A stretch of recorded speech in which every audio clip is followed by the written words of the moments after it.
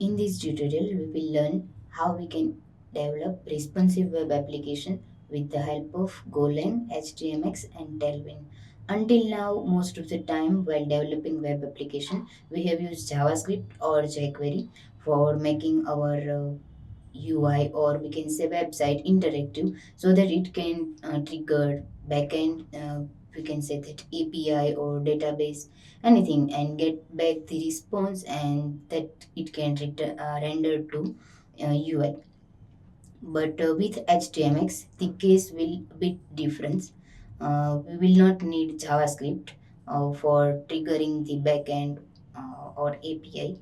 We will just need simply HTMX. So let's see what is HTMX. HTMX is modern HTML extension that is bi-directional communication between browser and server.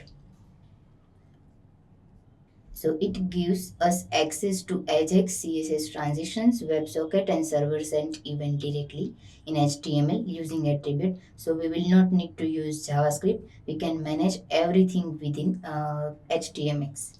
So basically, we will write HTML template only, and in that we will use HTMX attribute that start with HX. So the attribute will look like something this. Now let's first see how HTMX works. So whenever a user interacts with an element that has HTMX attribute, uh, the browser will trigger the backend API.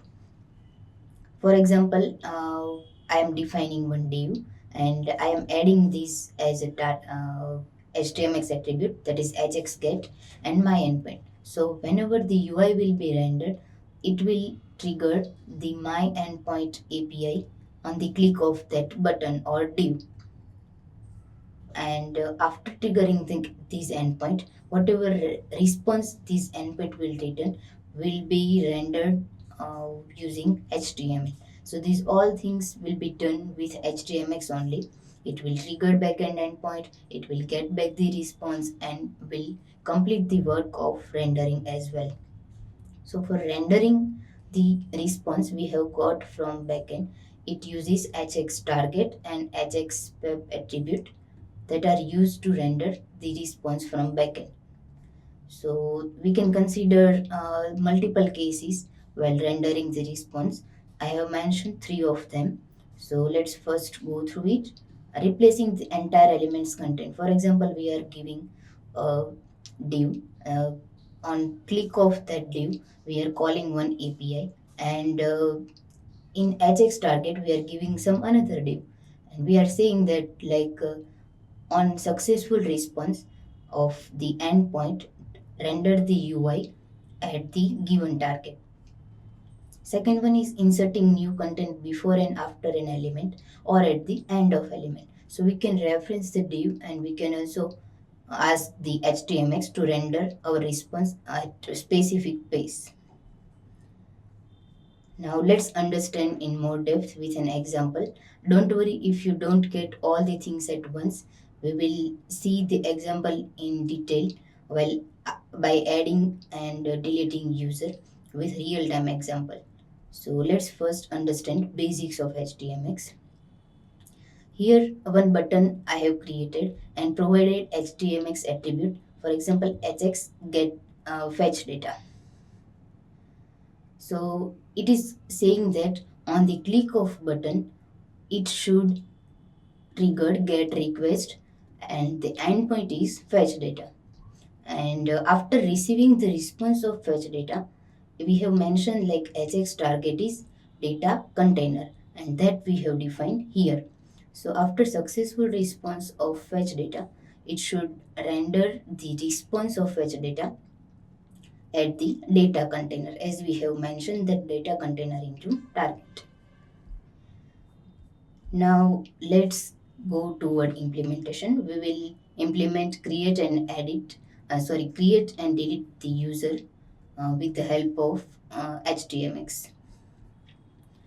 So now let's uh, create a project. Let's name it as Go HTMX.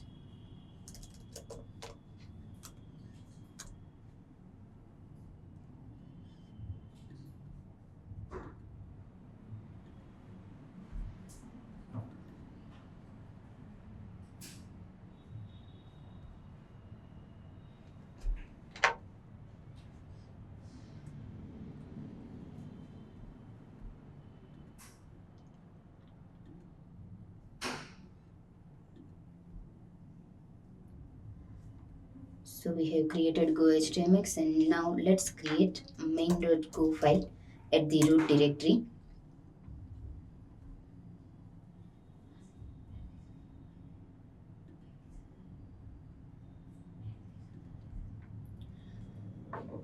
Now let's add the basic code to start our server.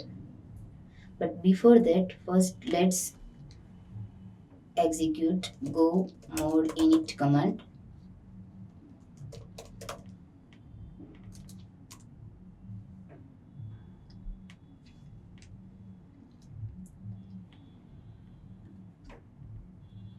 So it has created go.mode file, and now let's add our code to start the basic server. Now let's run the, it is saying that run go mode td. So it has downloading. Yeah, so it has downloaded all the required packages we have mentioned in this main.go. So let's start by seeing like if it is, if our server is running or not.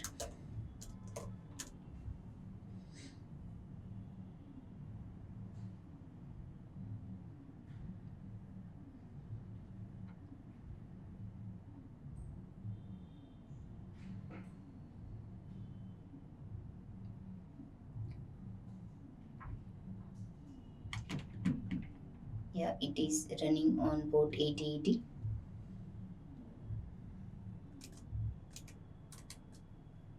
Now let's go ahead with creating users.html, where we will basically display list of user, and it is HTML template that will contain HDMX attribute.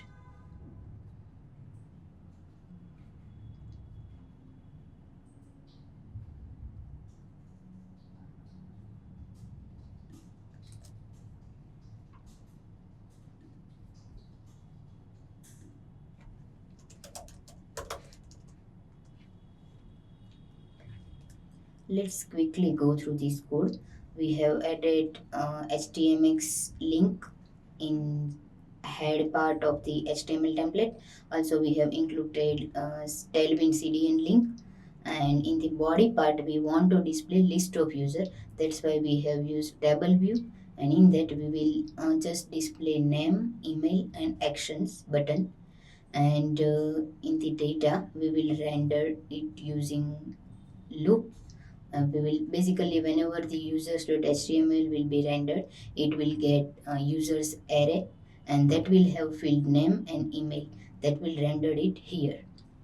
So it is all about users.html. Now let's go ahead by creating endpoint that will render this user.html.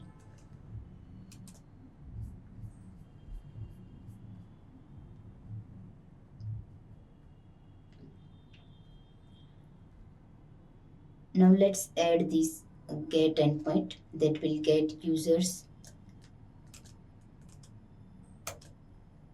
and render it using users.html.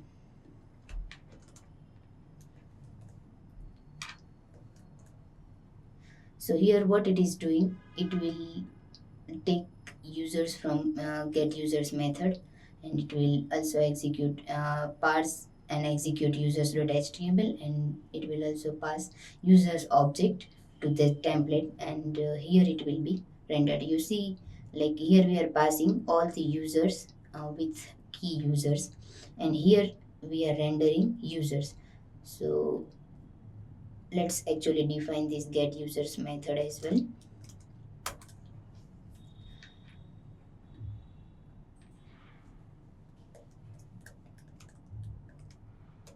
Here we will define some list of static user only. We can consider uh, backend API integration as well, but I have not taken that into account as of now, as it's just a demo purpose thing.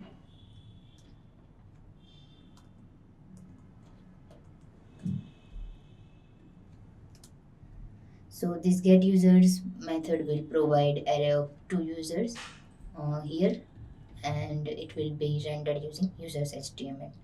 Let's save it, and we should see this kind of list rendered in our browser. So let's restart the server.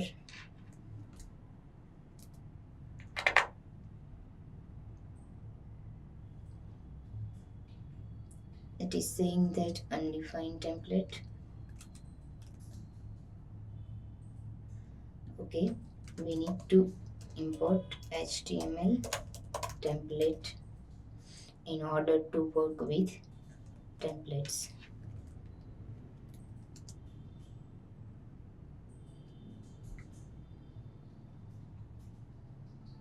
Our server is restarted, and let's see using browser.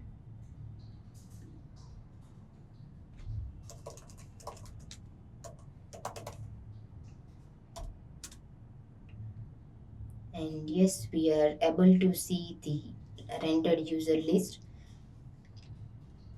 That means we have already implemented basic rendering of user list using HDMX. Now let's move toward next step. It will be create user step. So for that we will create user row.html file in order to create new row to the table. So currently we can see these that means two users rendered, but now we will allow it to add new users at here at the end of the table, that means next to the second row. So for that, let's create user row.html.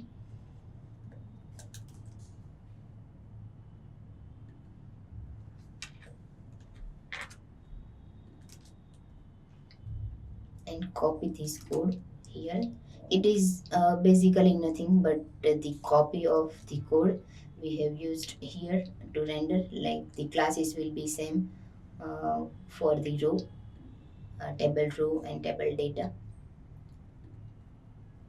and also we'll have delete button as we want to keep the table identical.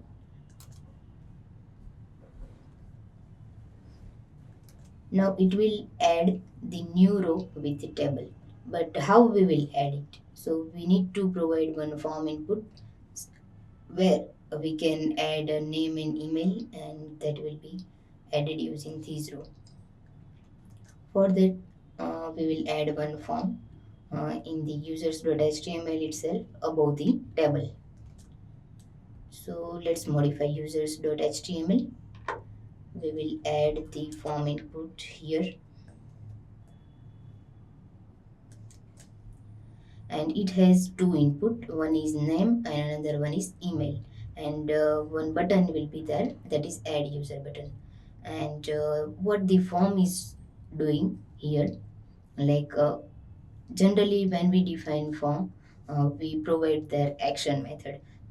It can be a API route or any file. In case of PHP, like it should follow what, like after submitting the form, where it should pass the input and what action it should perform. So that is being done with the help of hx post here. Like whenever user submit this form, it should invoke the users route with post method, and whatever response we get from users route, that will be rendered using hx target, that means user list.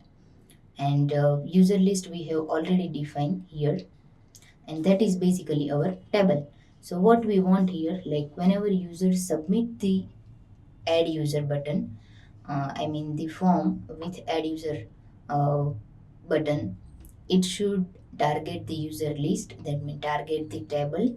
And hx swap attribute is defining the exact position where we want to add the new user. So hx swap we are using before end, that means before the table, and we will we are asking to HDMX to add our next row there. That means here our table is ending here, so before end, so after second row we will add third row using before end attribute.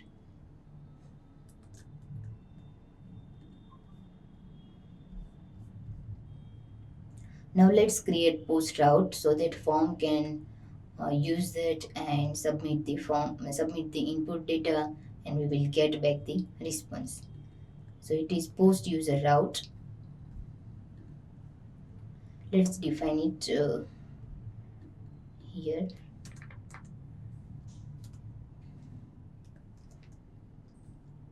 So what this route will do, this post user route will parse the user.html, and first it will take input from the form that we are providing here, the name and email field we are providing, that will be received here, and it will create one user object and pass that to user row html user row.html file that is here,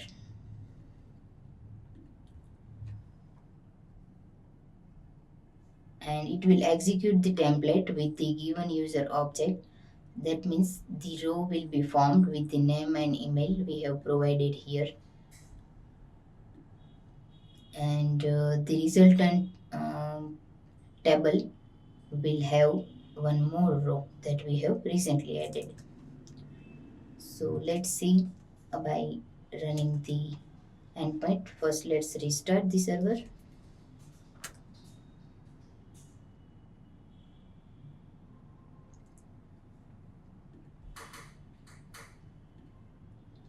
We can see that our form is ready now.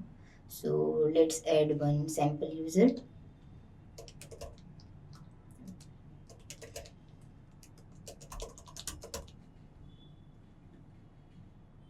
So we are seeing like third row, our third user is added exactly below the second one and before the table ends.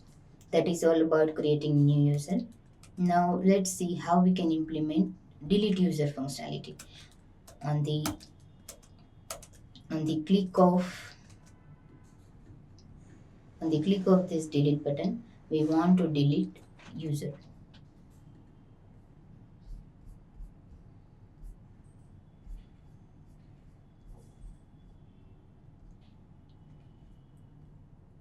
For that, we need to modify the delete button hx attribute because we have not provided any attribute here there until now. So now we want to follow some action on click of the delete button. So let's modify the delete button at both places, user row.html and in users HTML, because both of them like this will be rendered when we add new user and this will be rendered for existing user. So we need to modify it at both places.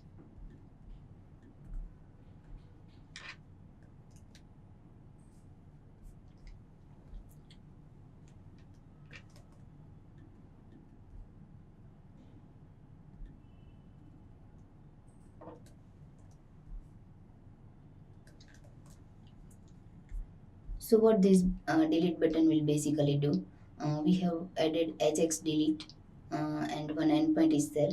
So this is asking to trigger delete endpoint, and the target is closest dr, means whatever button is being triggered, it should target its closest dr. That means the current row the button is being included.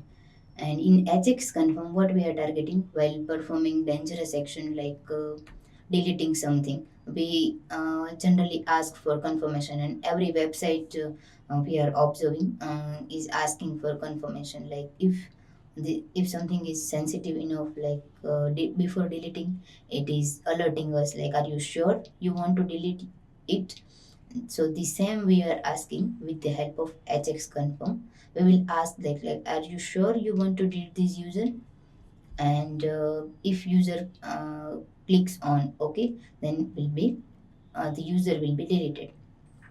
So for that we will need to define users and name. Usually it's not good practice to delete with name or any string, But as I have taken the static list of user, it will not have any ID. That's why I have targeted using name. So let's define the this target delete users endpoint.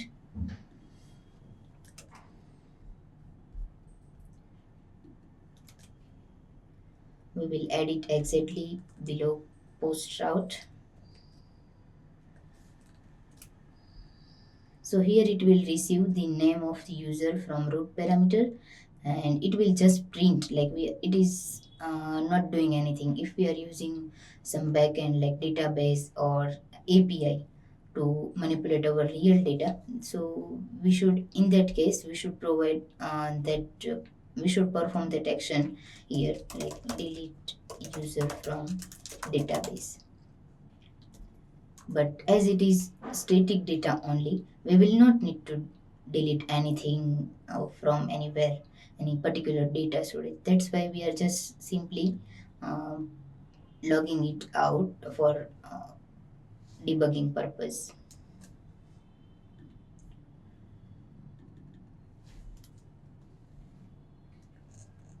So as we are done with adding deleting functionality at both place user row.html and users.html, now let's restart our server and see if it is working fine.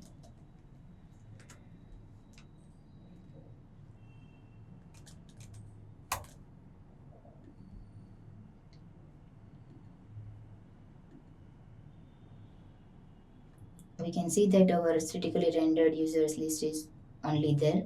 It has removed the recently added user because it was not saved anywhere. So let's first add new user,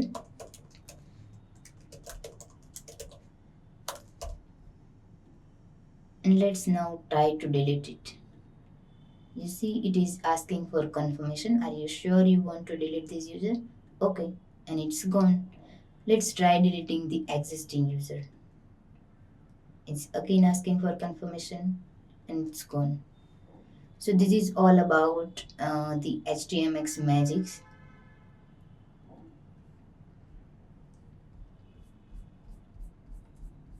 So that's all about today. We have learned how to create and delete user with HDMX, and similar way we can also implement any responsive web application if we don't want to use much of Chase or jQuery or any server event. And one major advantage of this is the web application will be server side rendered, and it will have limited page loading time, as it will not update the full UI, but it will only update the specific part of the UI, as we are mentioning with target. Like HX target is only targeting the particular div or DOM of the page and not the full page. So these are the key benefits of using HDMX. First is reduced page load, and that is obvious, we have already discussed, as it is not updating the full page and instead it only affects the specific part we have targeted. The page loading time will be reduced.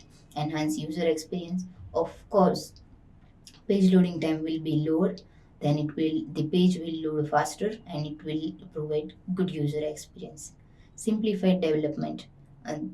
We are not tend to use more and more JavaScript or any front end frameworks. Of course we can use, but it's like kind of alternative. We If we don't want to use, then it is good solution. Next advantage is server side rendering that we have already discussed, and that's all about it.